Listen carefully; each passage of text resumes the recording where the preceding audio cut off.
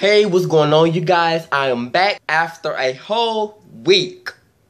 A whole 2 weeks for Real Housewives of Atlanta. So this is your Real Housewives of Atlanta Season 7 Reunion Part 2 and 3.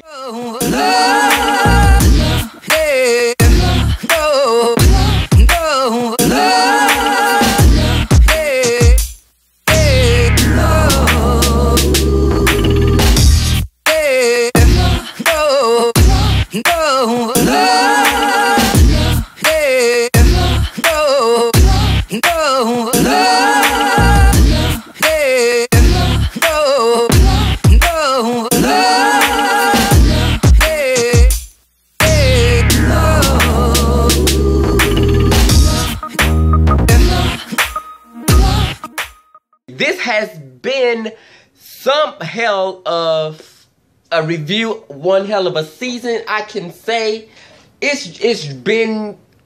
I have my breaking cup, but this season has been crazy. Bit emotional. I'm still in my feelings because you finally get to see the ladies stop the cattiness, stop the pettiness. Stop the bitchness, stop. I mean, just stop and just realize what type of platform you're on. Realize what the castmates are going through. Realize that it's not about you. Like, watching Reunion Part 3 is which I'm probably going to commemorate more because it gave me more than Part 1 and 2, because Part 1 was just getting into, we kind of addressed a little bit of issues, but it was mostly bland, mostly laughter. But in Reunion Part 2 is when we got all the cusses out, all the friendship, every problem we had out, we got out in 2 and 3. We kind of went in, but we got to some conclusions, and then we got to a breakthrough, and that's what I'm here to talk to you guys about for this reunion. So this is recap in response with J.DAREL. This is Real Housewives of Atlanta Season Reunion Part 2 and 3. Since I do them, and I'm going to do them together because there's a lot to talk about, and it gives me time to talk about them.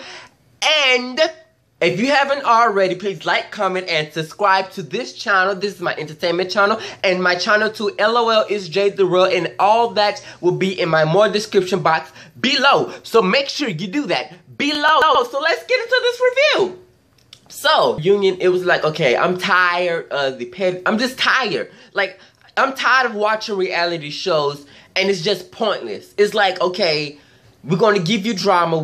It's just stupid. Like, okay, we're gonna have a storyline, we're gonna do this, we're gonna do that, and it's just tiring. Like, that's why I liked it, this third part reunion, because everybody came down off of egos.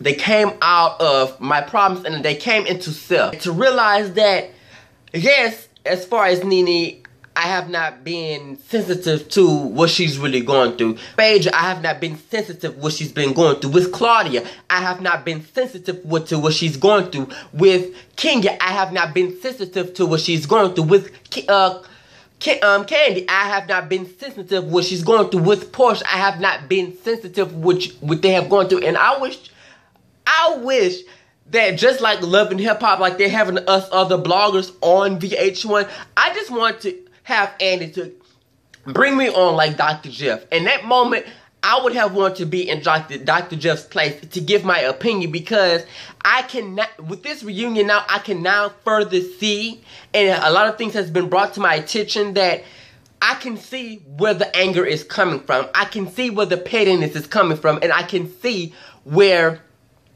the problems are coming from. And like the arguments between NeNe and Claudia in the Puerto Rico episode, when she called Claudia half-breed.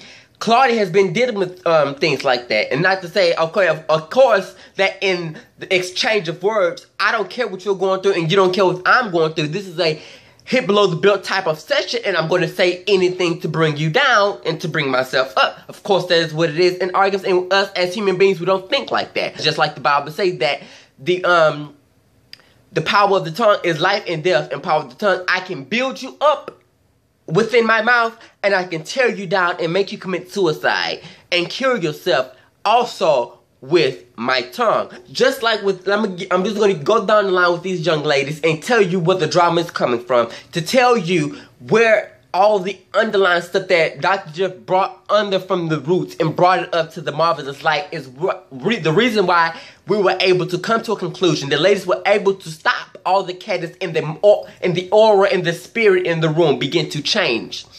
And that's because in the arguments of Claudia but NeNe, and she called her half-breed, and she said this to NeNe and things like that. Okay, you just touched on an issue that I don't like talking about. That is the reason why I am who I am today. That stung me. So even if you do apologize to me and we move on, I'm not going to ever be 100% with you because of what you said and what you have done. Same vice versa with Cynthia and NeNe. Same thing. Some things were said, some things were done to hurt each other's egos and hurt each other's deep down rooted hurt that we have inside of us that we don't like to talk about nor bring up.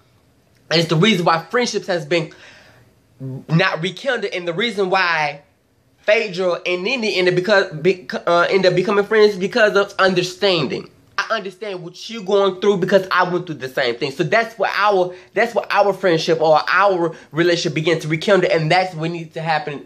Just like just like NeNe and Phaedra begin to build a relationship, because they was never friends. They were always at each other's throats, kind of. So now NeNe's married for the second time and went through her divorce, and now she sees Phaedra going through the same thing that she went through as far as divorce, as far as her husband not being in the same house, as far as her kids have to suffer because of what the parents are now going through. They were able to be like this. And that put Kandi on the outskirts because she was being incoherent of what she was saying, because this is Candy's first time being married.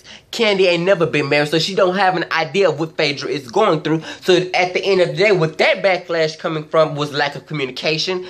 Kandi got jealous because she thought that out of all people that would come and support Phaedra, it would be NeNe.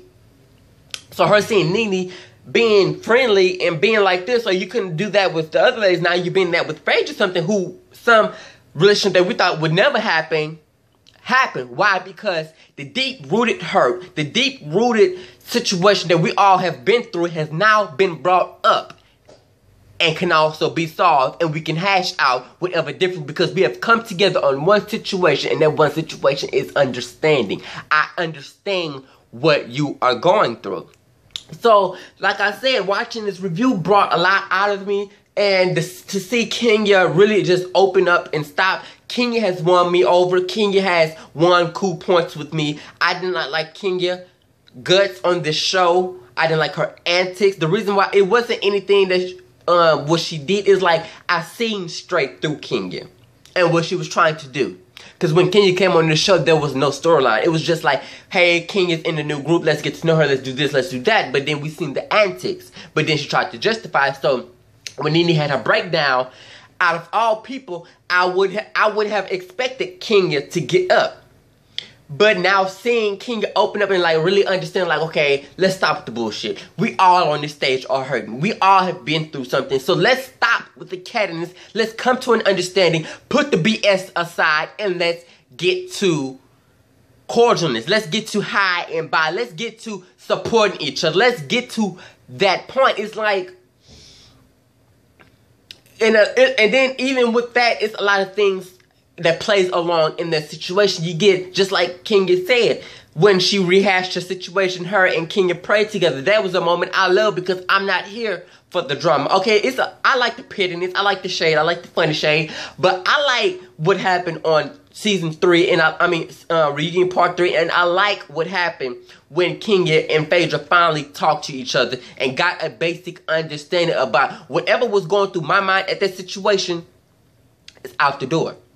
I talk to you, you got a feel of my heart, I got a feel of your heart, I understand where you're coming from, so let's come to the middle, let's come to an agreement, and them praying together, them both crying and breaking through that barriers. It's like, but then of course you're gonna have to relive it, because it's reality TV and it's a reunion. So forget about reliving it, forget about what they said, because you know that you came to an agreement. So when you come on the reunion stage, it's like, yes, that was said before.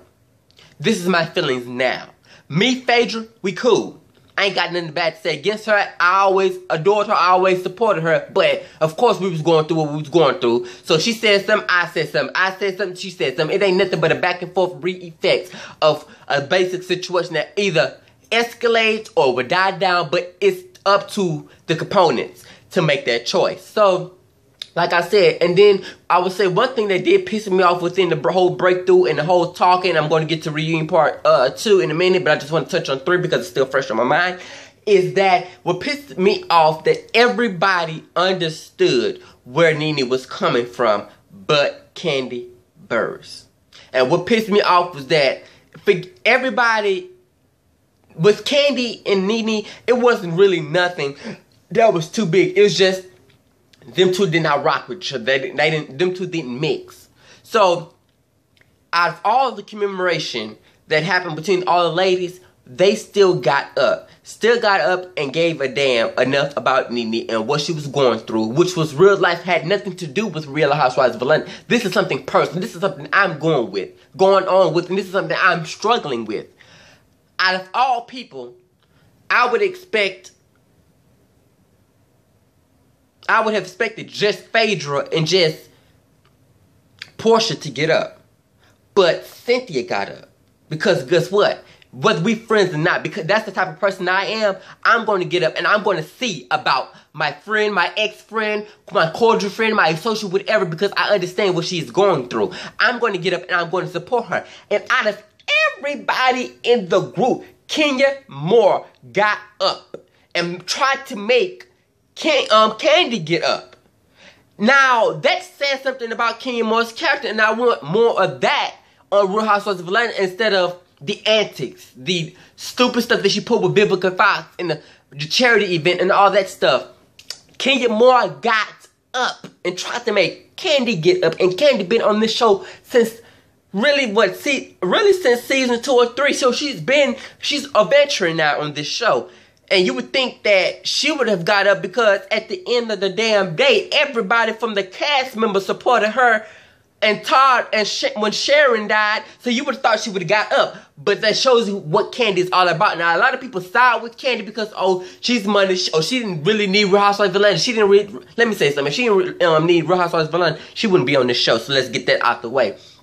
And all this stuff like that, because y'all see Kandi plays music. Kandi plays music because she don't have any loyalty to this side, and she don't have no loyalty to this side. She have loyalty to herself. That shows selfishness in itself anyway. And then when things go down, that keeps her out of it because she don't like to argue, but she don't like confrontation. But as soon as you talk about her mama, whether you right or wrong, she want to lash out.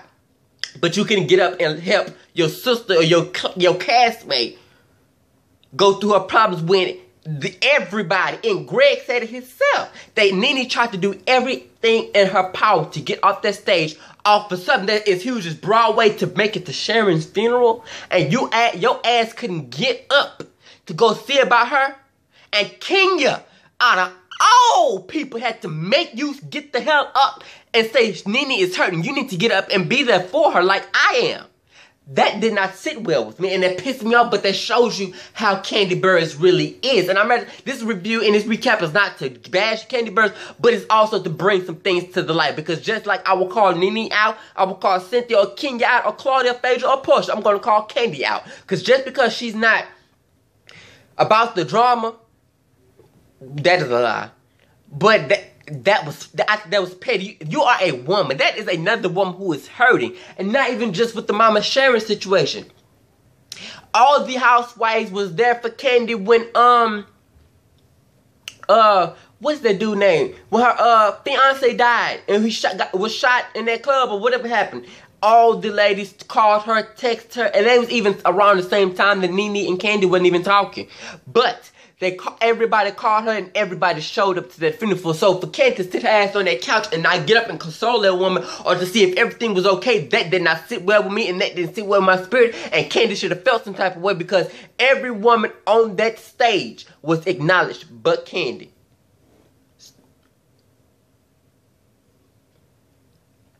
Kandi set her ass down. It was selfish. And that's why she continued to sit on that couch and go through what the hell she's going through with that marriage and with her mama. That was stupid to me. Because I don't care what we was going through. Kenya and they went through the trenches, and Kenya got her ass up and was like, NeNe is hurting. We need to go over there and see what's going on. What I need to go over there for? I mean, what caused the breakthrough? Bitch, and I don't care. It does not matter what caused the breakthrough. You know what caused the damn breakthrough. Get your ass up and go see what the hell going on. But you get mad when nobody show up to your events, and you get mad with this and that, and when people got to say something about your mama, but when you sit on the crazy, they console you, but you can't console nobody else. But you want to cry every time somebody got something to say about you. I probably just think that she thought it was all about the wedding, this and that. Girl, face the fact that that girl was going through something, and you was lackluster in calling her to see, and you said it really showed what type of friend Candy really was. Because yes, it was some, you know, lacking on Phaedra's part, but at the end of the day, situation. I'm losing a marriage. My kid. Even if you wasn't gonna call and check up on me, call and check up on my kids, okay? And you sitting here talking about a play. That's business. That ain't got nothing to do with your person. Whether it's stressful or not, that's business. And at the end of the day, that was on you and Todd's part. It wasn't like, oh, you did something and just the money didn't fall right or it didn't just go the way. No, that was on your part. They had nothing to do with Phaedra.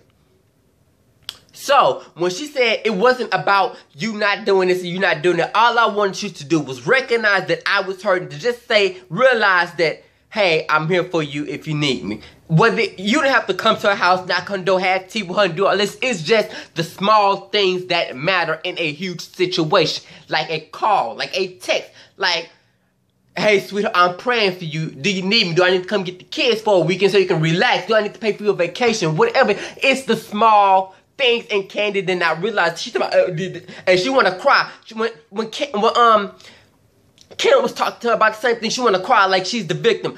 And I just don't like that about Ken. I can't stand it about her. Because it's like, oh, I'm not about the drama, but you in the middle of it. You go talk about this person over here, and then you go say something about this person over here, but then when a confrontation comes to you, you want to cry and act like the victim. Girl, bye. Another thing, the charity event, the mockery, I think that was real stupid. I did understand what Kenya was coming from. I also did understand what NeNe was coming from. Okay, we made this bet a year ago and you're just not paying it.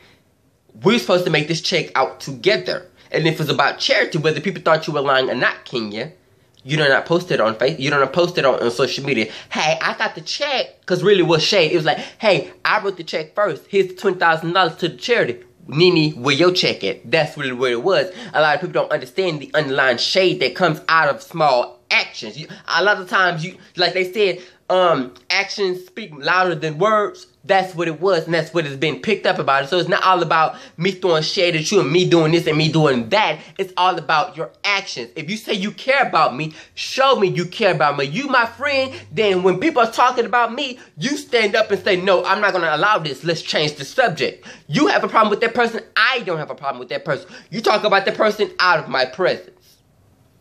And that's the situation. So I was glad to see the ladies come together. I was glad to see the situation. And then Peter with this situation and Kenya with this flirting and all this stuff. It's like, okay, I'm tired of it. I'm tired of the mess. I just hope that in season 8, that even if we do have drama, that it ain't that big. We can talk about it, apologize, and be done. Because I would hate to see this breakthrough come. We all understand each other's problems. And then we go back to the same stuff that happened years and years ago, all this I'm just tired of it.